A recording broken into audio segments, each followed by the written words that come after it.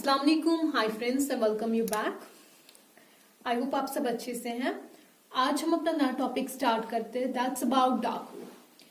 तो मैं यहाँ पे मेंशन कर दूं कि जो मेरा आज का टॉपिक है इसे मैं डिवाइड कर रही हूँ इनटू 2 सेपरेट लेक्चर्स। लेक्चर 1 आज का लेक्चर रहेगा, that will be about introduction and construction of dark room, और जो सेकेंड लेक्चर रहेगा about the same topic dark room, that will be about film processing in dark room, that's manual processing and automatic processing।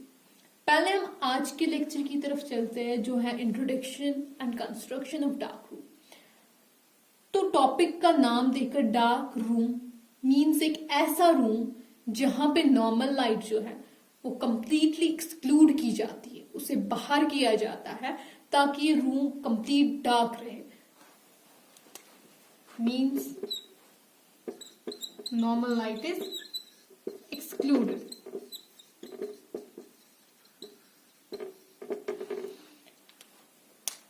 ये room जो है ये हर radiology department में पाया जाता है, चाहे वो हॉस्पिटल हो या फिर कोई नॉर्मल प्राइवेट डायग्नोस्टिक सेंटर हो या फिर कोई नर्सिंग होम, हर जगह पे एक डार्क रूम की अवेलेबिलिटी नेसेसिटी होती है। ऐसा क्यों? क्योंकि ये एक ऐसा रूम होता है जहां पे फिल्म की प्रोसेसिंग होती है। फिल्म प्रोसेसिंग मीन्स जहां पर हम एक फिल्म को प्रोसेस करते हैं, एक प्रोसीजर के थ्रू हम एक फिल्म पे एक इमेज डेवलप करते हैं जो हमने ऑलरेडी पेशेंट का एक्सपोजर लेकर फिल्म में स्टोर की होती है। तो उसकी प्रोसेसिंग के लिए डार्क रूम की नेसेसिटी जरूरी है और ये हर रेडियोलॉजी डिपार्टमेंट में पाया जाता है। अब जो ये डार्क रूम है यहाँ पर प्रोसेसिंग है, तो प्रोसेसिंग के लिए जरूरी है कि जो हमारी सराउंडिंग हो वो डार्क हो, इसीलिए हम चूज करते हैं डार्क रूम फॉर प्रोसेसिंग। ठीक है, so we can define dark room as a room जहां पे हम नॉर्मल लाइट जो है उसको एक्सक्लूड करते हैं for film processing.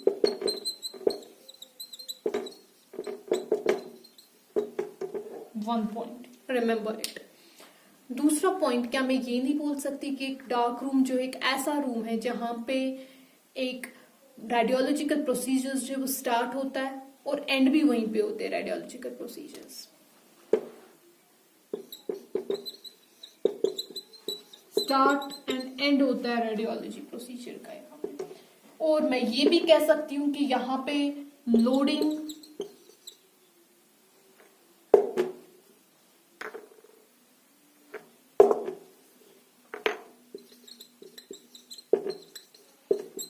And unloading of cassettes होता है। ऑब्वियसली आपको ये पता ही है कि जो कैसेट है उसके अंदर फिल्म्स होती है, हम फिल्म उसके अंदर ही रखते हैं ना। तो जो फिल्म्स है चाहे वो एक्सपोज्ड हो या अनएक्सपोज्ड हो, हम दोनों फिल्म्स जो है वो डार्क रूम में रखते हैं। जब एक एक्सरे प्रोसीजर स्टार्ट करना है हमें, तो हम क्या करेंगे, कैसेट में ही तो हम कैसेट को लोड करेंगे विद फिल्म। तो वो प्रोसेस कहाँ होता है, वो डार्क रूम में ही होता है, क्योंकि फिल्म जो है वो कहाँ अवेलेबल है, डार्क रूम में, वहीं पे रखी जाती है। तो कैसेट में स्टार्ट में फिल्म डालना जरूरी है टू स्टार्ट एन एक्सरे। तो ऑब्वियसली तो लोडिंग है वो कहाँ हो गया, डार्क रूम में। और उसके बाद जब एक्सपोजर हो गया पेशेंट का, उसको हमने वापस, अब उस कैसेट को वापस लाना है कहाँ पे, डार्क रूम में, और फिल्म को उसमें से निकालना है। मीन्स हम कैसेट की अनलोडिंग करते फिल्म को बाहर निकालकर। तो ये प्रोसेस कहाँ होता है, डार्क रूम में। तो क्या मैं ये नहीं कह सकती कि मैंने स्टार्ट भी रेडियोलॉजिकल प्रोसीजर का डार्क रूम में किया और एंड भी रेडियोलॉजिकल प्रोसीजर का डार्क रूम में किया? ऑब्वियसली।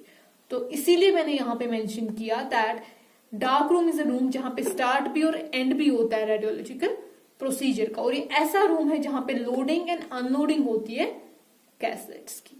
ठीक है, अब मैंने बोला कि जो डार्क रूम है यहाँ पे प्रोसेसिंग होती है, तो क्या मैं इस रूम का नाम प्रोसेसिंग रूम नहीं रख सकती? Yes, of course. तो इस डार्क रूम का जो सेकेंड नेम है that is processing room. So this was all about the introduction of dark room. अब हम चलते हैं कंस्ट्रक्शन ऑफ डार्क रूम की तरफ। यहाँ पे मैंने एक लेआउट बनाया है डार्क रूम का। आप देख सकते हैं यहाँ पे एक्सरे रूम 1 है, x ray room 2, x ray room 3 and x ray room 4, और बीच में at the centre of the these x ray rooms क्या है, डार्क रूम है। ठीक है, आप देख सकते हैं यहाँ पे विविंग एरिया मींस जहां पे आप देख सकते हैं क्या हो रहा है क्या नहीं, और यहाँ पे फिल्म सॉर्टिंग एरिया है जहां पे आप फिल्म को सॉर्ट आउट कर सकते हैं अकॉर्डिंग टू योर चॉइस, किस हिसाब से आप अरेंज करना चाहे फिल्म्स को। और यहाँ आप देख सकते हैं डार्क रूम के पास ये प्रोसेसिंग रूम है। प्रोसेसिंग मीन्स जहां पे आप एक फिल्म की प्रोसेसिंग कर सकते हैं डार्क रूम में, जो काम है डार्क रूम का तो वो यहाँ हो रहा है। और यहाँ पे कैसेट बैच है जहां पे कैसेट्स प्रेजेंट है। So this is the layout of dark room.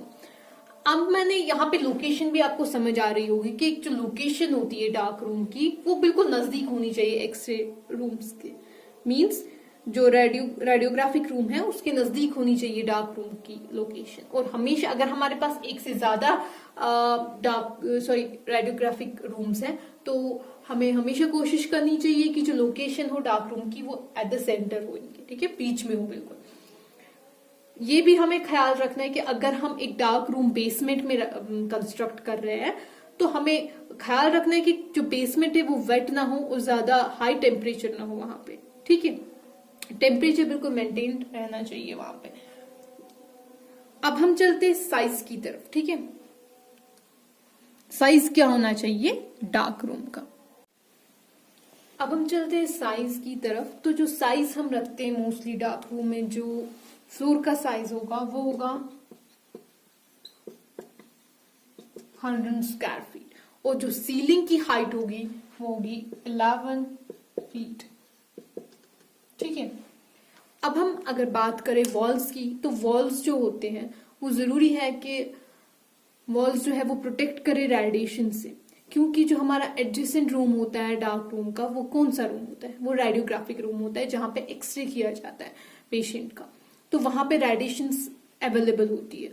और अगर हम अपनी डार्क रूम की वॉल्स जो है उनको प्रोटेक्ट ना करें रेडिएशन से, तो रेडिएशन डायरेक्टली अंदर आ जाएगी उस रूम में, और क्या हो सकता है, जो हमारी फिल्म्स है उसमें फॉगिंग हो सकती है, खराब हो सकती है हमारी इमेज जो फिल्म पर होती है। ठीक है, तो इसलिए जो वॉल्स होते हैं उन्हें हम लेड शीट से कवर करते हैं।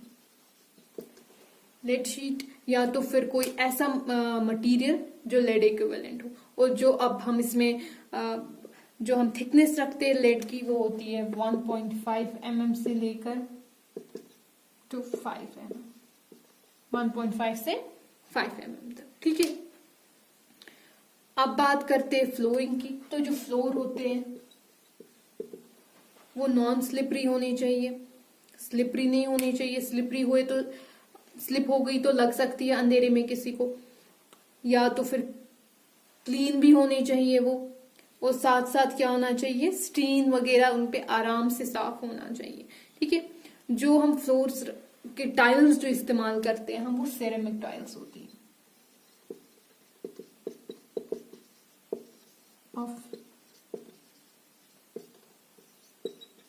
या तो नेचुरल क्ले की हम यूज करते हैं या तो फिर हम पोर्सलिन की यूज करते हैं।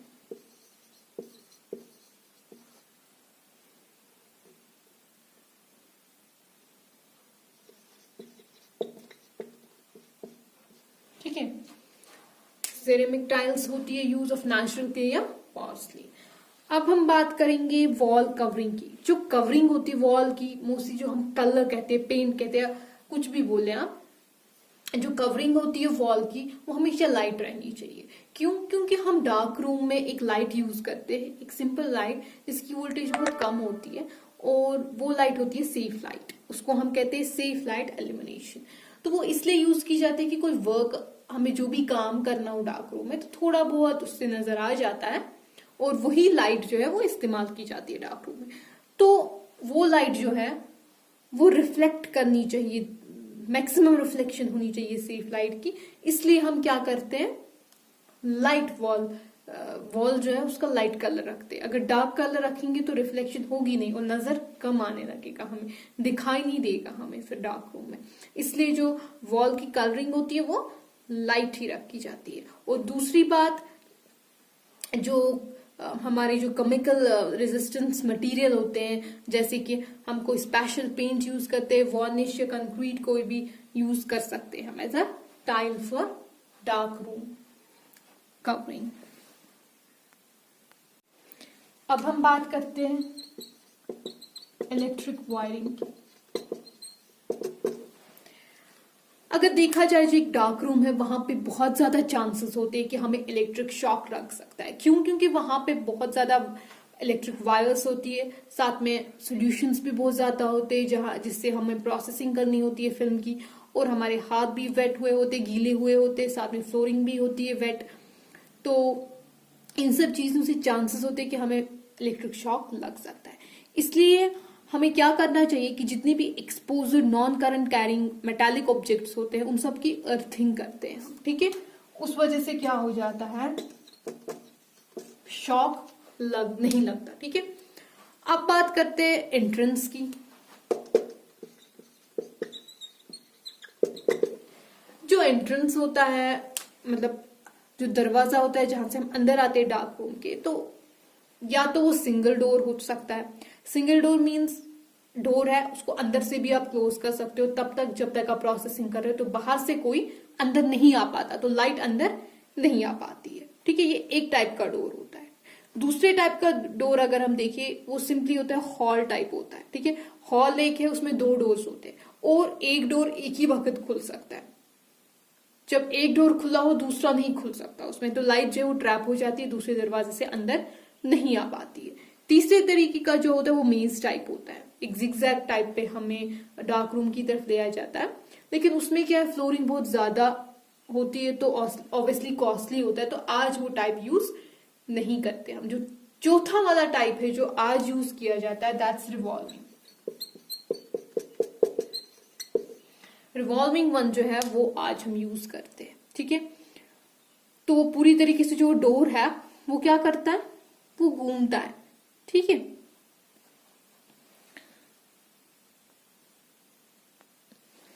और इस वजह से क्या हो जाता है कि जो हमारी स्पेसिंग होती है वो भी कम हो जाती है और लाइट भी ट्रैप हो जाती है, अंदर नहीं आ पाती ज्यादा। अब हम बात करते हैं लाइट की, मींस इल्यूमिनेशन। जो प्रेजेंट होता है डार्क रूम में, तो जो सेफ लाइट है ये हम इस्तेमाल करते हैं डार्क रूम में, क्योंकि डार्क रूम में भी जरूरत होती है लाइट की। अगर हम काम कर रहे हैं, अगर हम प्रोसेसिंग ऑफ फिल्म कर रहे हैं, तो ऑब्वियसली हमारे पास थोड़ी बहुत लाइट तो होनी चाहिए जिससे हम देख पाए कि हमारा काम कैसा हो रहा है और क्या काम कर रहे हैं हम। तो इसीलिए जो डार्क रूम है उधर एक लाइट होती है जिसको हम सेफ लाइट कहते हैं, और ये एक ऐसी लाइट होती है जिसके पास एडवांटेज होता है कि ये फॉग ऑफ फिल्म्स नहीं होने देती। मींस जो फिल्म है वो फॉग उस पर डेवलप नहीं हो जाता है और जो हमारी इमेज है वो खराब नहीं हो जाती है। अब इधर पे एक चीज बहुत ज्यादा इंपॉर्टेंट है सेफ लाइट में, वो ये है कि जो वर्किंग डिस्टेंस होनी चाहिए सेफ लाइट की, कहां तक, फिल्म तक, वो 1.2 mm से कम, सॉरी 1.2 मीटर्स से कम नहीं होनी चाहिए, ठीक है। और दूसरी बात, जो इधर वॉट्स यूज किया जाता है सेफ लाइट में, वो 15 वॉट से कम यूज की जाती है लाइट, ठीक है। ये 2 चीजें इंपॉर्टेंट है यहाँ याद रखने। तो मैंने इल्यूमिनेशन में एक टाइप बता दिया आपको, सेफ लाइट यूज की जाती है। दूसरी जो है वो जनरल इल्यूमिनेशन होता है।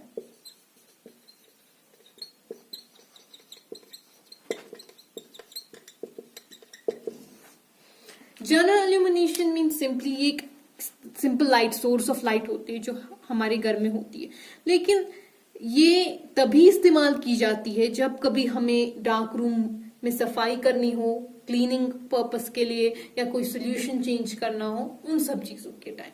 लेकिन जब प्रोसेसिंग हो रही होती है उस टाइम पे हम ये जनरल इल्यूमिनेशन यूज नहीं कर सकते, बिकॉज ये क्या करता है, ये हमारी फिल्म को फिल्म पे फॉग आ जाता है, ठीक है। उस वजह से ये तब इस्तेमाल, प्रोसेसिंग के टाइम इस्तेमाल नहीं की जाती है। अब हम बात करते हैं जो ये डार्क रूम होता है, इसको डिवाइड किया जाता है इनटू 2 साइड्स। एक होता है ड्राई साइड, दूसरा होता है वेट साइड। पहले हम बात करते हैं ड्राई साइड की।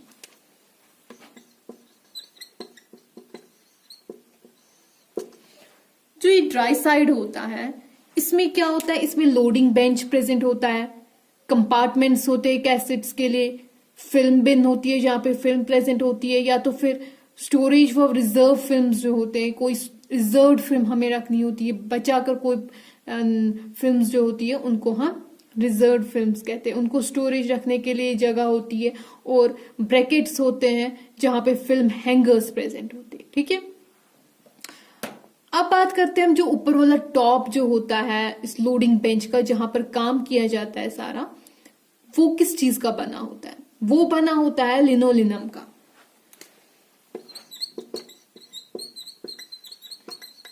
या तो वो लिनोलिनम का बना होता है, या तो फिर वो बना होता है फॉर्मिका का।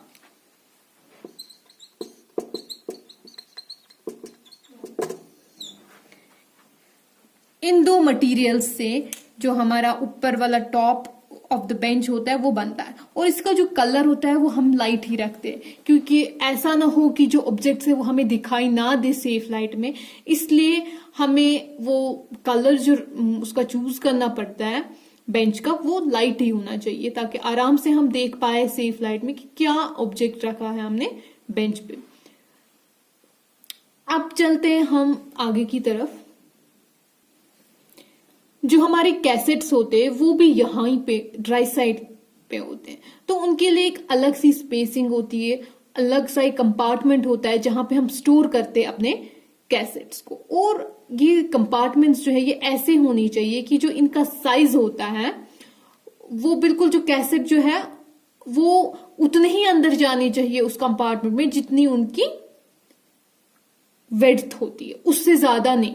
ठीक है, उससे ज्यादा अंदर वो नहीं जाना चाहिए। दूसरी बात ये कि जो ये कैसेट्स होते हैं इनमें एक अलग सेपरेट कंपार्टमेंट होता है जिनको हम फिल्म बिन कहते हैं। वो हर एक साइज ऑफ फिल्म जो होती है उसके लिए बना होता है। ठीक है, क्योंकि फिल्म्स की भी डिफरेंट साइज होते हैं, कैसेट्स के भी डिफरेंट साइज होते हैं, तो उस हिसाब से ये कंपार्टमेंट सेपरेट कंपार्टमेंट्स होते हैं। अब जो रिजर्व फिल्म्स होती है वो कहाँ हम स्टोर करते हैं, या तो वो कबर्ड में होती है, या तो वो हम एक ऐसा केस रखते हैं जिसको लेड से कवर अप किया जाता है उसमें, ताकि वो रेडिएशन से बच सके। और हमारे पास हैंगर्स भी है, और जो हैंगर्स होते हैं वो कहाँ पे होते हैं, वो ब्रैकेट्स पे होते हैं लोडिंग बेंच के ऊपर। ईच साइज जो होता है हैंगर का वो भी सेपरेट होता है। ठीक है, अब हम चलते वेट साइड की तरफ। अब हम चलते दूसरी साइड की तरफ, दैट इज वेट साइड। जो ये वेट साइड होता है, यहां पे हमें जो मेजर इक्विपमेंट होता है वो कौन सा होता है, वो प्रोसेसिंग टैंक्स होते हैं। ये जो प्रोसेसिंग टैंक्स हैं इसको डिवाइड किया जाता है into 3 compartments. This is a processing tank. इसको 3 कंपार्टमेंट्स में डिवाइड किया जाता है।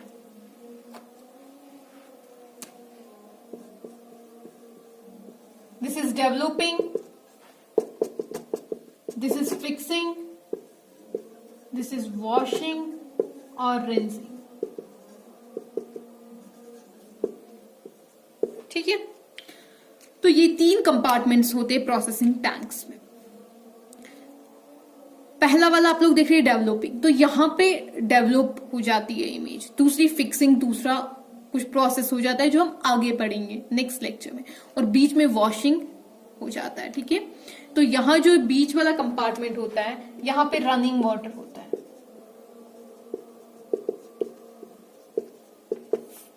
लेकिन यहां पर और यहां पर जो है यहां पे केमिकल्स होते हैं। ठीक है, प्रोसेसिंग केमिकल्स अवेलेबल होते हैं। वहां पे डेवलपर केमिकल्स, वहां पे फिक्सिंग वाले केमिकल्स। ठीक है, जो केमिकल्स है यहाँ पे ये एज अ ड्राई पाउडर भी हो सकते हैं या तो लिक्विड सोल्यूशन में भी होते। ठीक है, हमारे पास 2 स्ट्रिंग पैडलर्स भी होते हैं जो क्या हेल्प करता है हमें मिक्सअप करने में डेवलपिंग सोल्यूशन को एंड फिक्सिंग सोल्यूशन को। और हमारे पास एक थर्मोमीटर भी होता है यहाँ पे जो क्या करता है हमारा टेम्परेचर चेक करता है डेवलपिंग सोल्यूशन में एंड फिक्सिंग सोल्यूशन में भी। ठीक है, तो ये था ऑल अबाउट डार्क रूम का इंट्रोडक्शन एंड द कंस्ट्रक्शन। आगे हम नेक्स्ट लेक्चर में पढ़ेंगे about processing, film processing in dark room, जहां पे हमें manual processing and automatic processing के बारे में पढ़ना है। So this was all about today's lecture. Hope you enjoy. Thank you.